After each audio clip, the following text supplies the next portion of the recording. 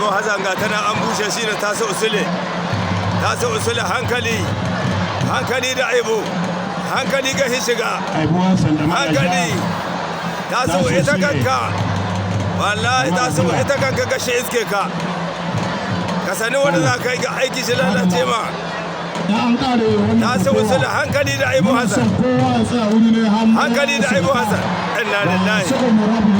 kai aibo ya kai tashi hankali subhanallahi aiki ya lalace wallahi na saba ba a ta ko ina ba aibo ya gama da shiya aiki ya lalace ya yo ba Allah aiki ya lalace gaskiya ga dogo mai zamani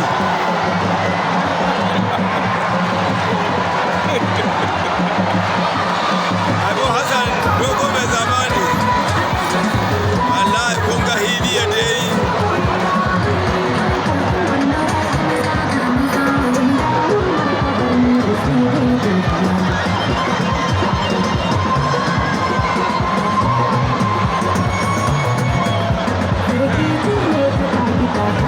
Thank you.